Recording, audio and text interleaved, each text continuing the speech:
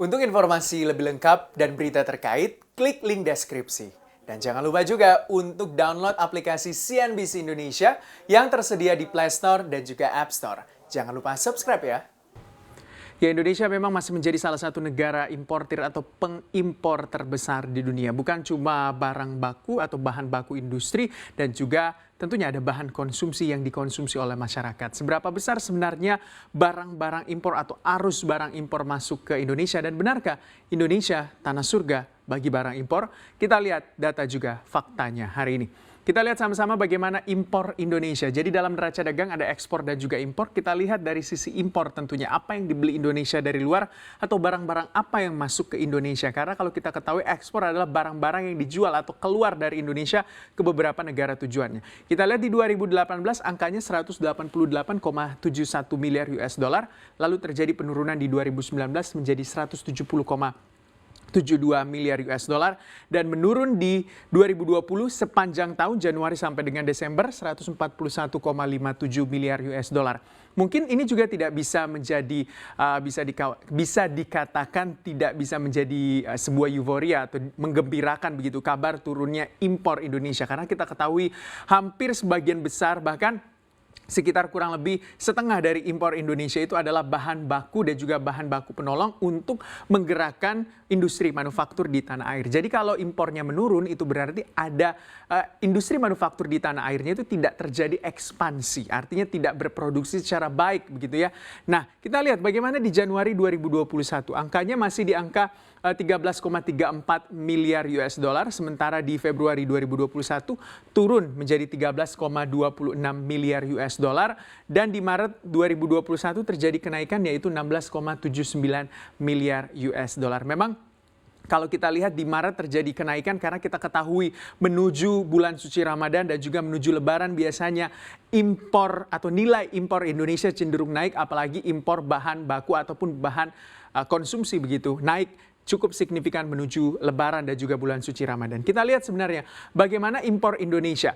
Nah, untuk indikator ataupun yang mendorong pertumbuhan impor Indonesia adalah paling besar adalah impor non-migas. 89,93% yang kita impor adalah non-migas. Sementara 10,07% adalah migas, minyak dan juga gas. Nah, non-migas itu sebenarnya ada beberapa komponen-komponen di dalamnya. Sebentar kita lihat apa saja sih sebenarnya yang kita impor dalam impor non-migas ini. Yang paling banyak kita impor adalah bahan baku atau penolong.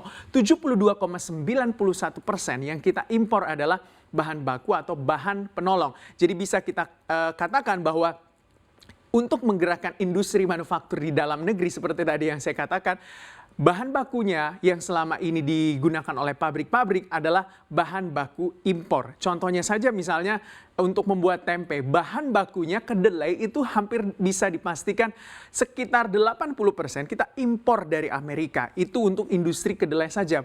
Atau industri tempe saja, itu industri UMKM atau rumahan. Belum industri yang besar-besar atau industri manufaktur lainnya seperti misalnya industri mobil, terus industri motor, otomotif, terus misalnya industri baja dan segala macamnya, itu rata-rata bahan bakunya itu masuk melalui impor. Lalu barang konsumsi itu menopang pertumbuhan impor kita adalah 10,35%. Sementara barang modal adalah 16,74%. Nah, dari mana asal barang impor non-migas ini? Kita lihat sama-sama. Yang paling besar ini asal barang impor non-migasnya itu berasal dari China, 30,91%. Sementara Jepang menjadi penyumbang impor terbesar kita yaitu 8,35% di posisi kedua. Di posisi ketiga ada Singapura, 6,38% kita mengimpor barang dari sana, entah barang konsumsi, bahan baku penolong, ataupun barang modal. Sementara Amerika Serikat di 5,88% atau berada di peringkat keempat. Ini rata-rata kita impornya adalah dari Amerika itu serealia, terus misalnya biji-bijian, gandum, terus kedelai, dan kawan-kawannya. Terus dari Korea Selatan kita mengimpor kurang lebih 5,8%, atau kontribusi Korea Selatan terhadap impor kita adalah 5,08%. Apa saja sih sebenarnya yang Indonesia impor itu? Ada 10 barang-barang impor yang terbesar di Indonesia yang non-migas ya. Ini kita lihat sama-sama. Yang pertama adalah mesin dan peralatan mekanis berkontribusi terhadap impor kita di 2020 adalah 17,13%. Sementara mesin dan peralatan elektrik adalah 14,95%. Besi dan baja untuk industri besi dan juga baja kita masih mengimpor juga 5,38%. Serealia atau biji-bijian ya bisa dikatakan entah gandum, kedelai dan kawan-kawannya 2,37%. Ampas, sisa industri makanan itu 2,29%. Sementara perangkat optik, fotografi, sinematografi, dan juga medis kita juga mengimpor kontribusinya 2,28% di tahun 2020. Logam mulia dan perhiasan kita juga masih impor, 1,58% kontribusinya terhadap impor kita.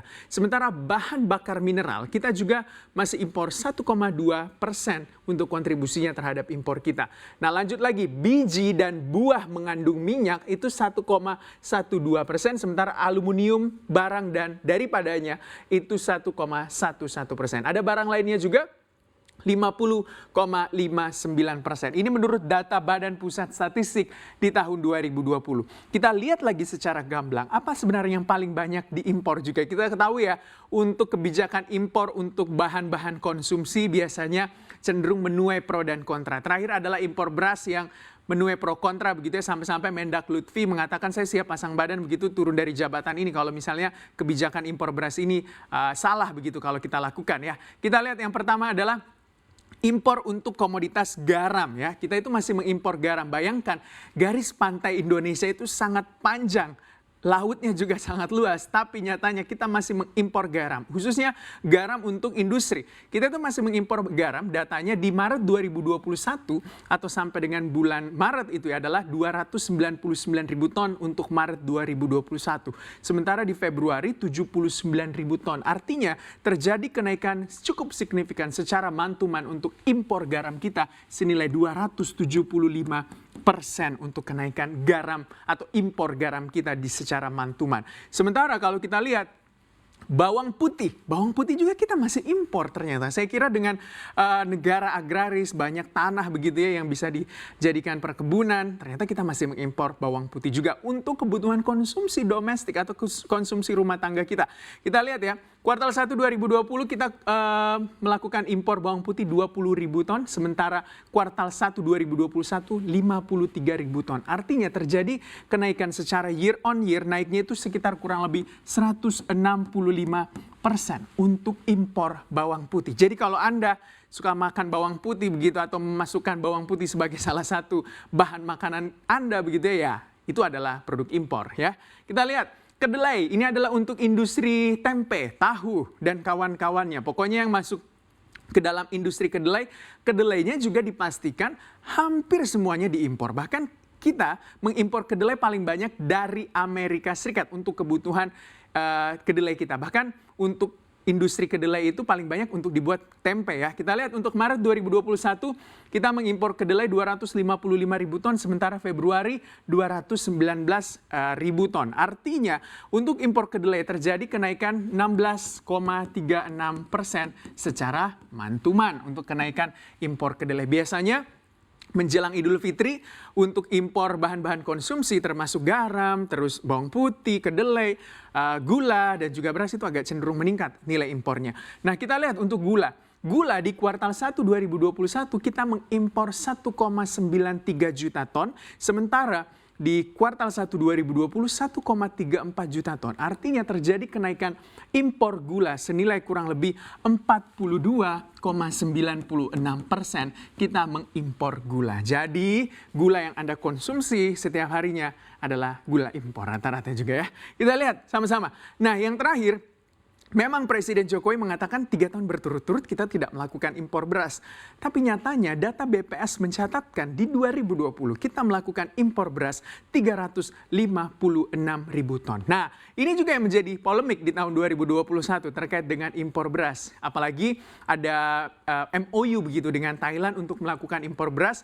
Padahal kita ketahui ya, memang ada beberapa pro dan juga kontra, termasuk diantaranya dari Kepala Bulog yang mengatakan bahwa kita tidak memerlukan impor beras karena nyatanya untuk stok dari beras pemerintah juga masih mencukupi begitu, dan Mendak Lutfi mengatakan siap pasang badan kalau memang kebijakan impor beras ini terjadi kesalahan. Memang yang paling penting adalah sebenarnya data, utamanya data yang dipegang oleh setiap instansi dan juga lembaga terkait yang memiliki ataupun saling bersinggungan satu sama lain. Kenapa harus ada komparasi data dan juga data yang seiring sejalan? Karena kalau tidak ada data yang memang digunakan, ya akan terjadi impor secara terus-menerus dan tidak melihat apa yang menjadi kebutuhan di dalam negeri kita.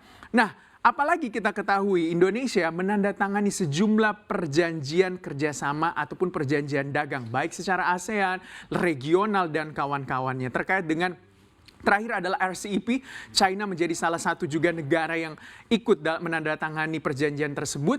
Dan tentunya dalam perjanjian tersebut diharapkan Indonesia tidak hanya menjadi pasar bagi barang-barang atau produk-produk dari negara-negara maju untuk dipasarkan di Indonesia. Sudah saatnya juga Indonesia bisa melakukan produksi barang-barang untuk kebutuhan domestik dan juga untuk kebutuhan global. Saatnya juga pemerintah mencarikan atau mencari pasar dan juga menambah nilai dan juga daya saing dari barang-barang Indonesia.